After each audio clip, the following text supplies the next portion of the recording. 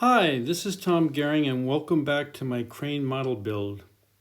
Let me now show you how I transport my model crane. Here, the model crane has been lowered onto a transport cart that I fabricated in order to move the model from place to place and to enable me to roll it up into my SUV. While I have since added several additional accessories to the cart, let me show how the basic model transport system works.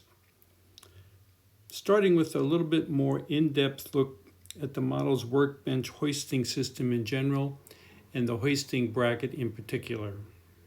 Here is a closer look at the model's hoisting bracket, which attaches to a steel crossmember that is located at the model's center of gravity. Now let me show how the model can walk off the cart after the orange front wheel set has been removed.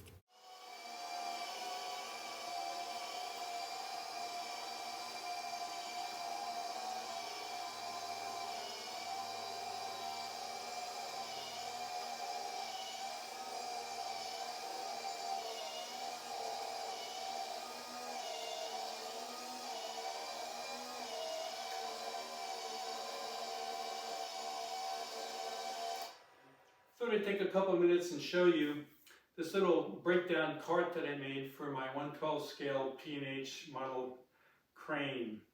The basic part of the cart is this base plate that I made out of 1/4-inch plywood and framed in small size square tubing.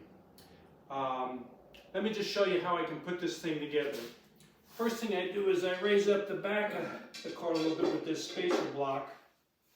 Then I have these two side legs with removable swivel wheels that I slide in here like this, and then I pin it with these pins. That's the left side. Then I insert the right side and pin it. Okay, now I move the wedge up towards the front, and here I have these removable wheels that I can use these C-clamps to clamp on the top leg of each of the tubes, and then I just C-clamp them on there.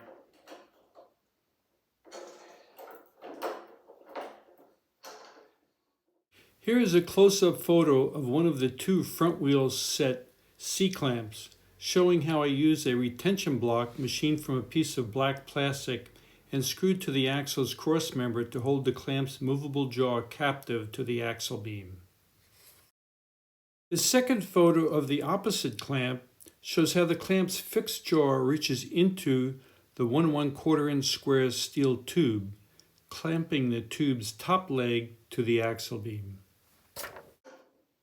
Then finally, I take this PVC pipe, I don't know if you can see it on the camera, and insert it through here to complete the cart, which enables me now to have a cart that I can transport around my crane on. And when I want to keep it in place, I just use that chain to stabilize one of the swivel wheels. I bought these wheels at Harbor Freight Tools, and the swivel wheels were off of a damaged adult person walker that I found at my local Goodwill store. Anyway, so that's my cart that I use to move my crane about. Hi, now I have the crane mounted on the cart. I'd like to show you how I get the cart mounted crane into the back of my RAV4 SUV. I use these ramps I got from Harbor Freight Tools. The RAV4 has a door that opens to the side, which is helpful because then I can walk up the ramp and load the car in there. So here we go.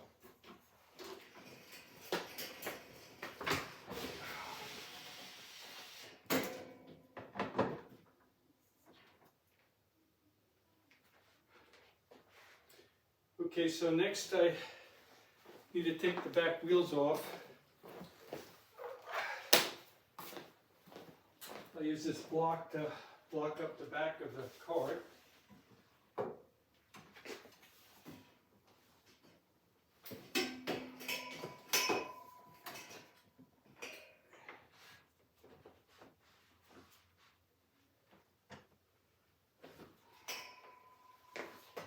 And now I can remove the tie rod and each of the side rails, store them on the side.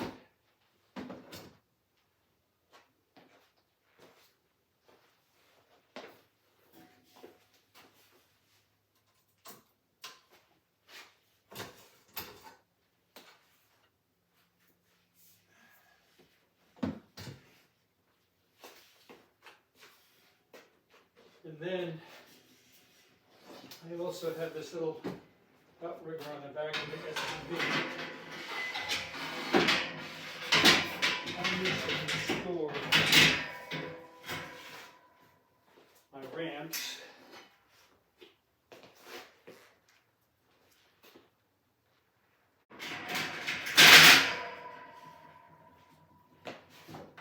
And I actually have strap lacings that I lace it down in the car with.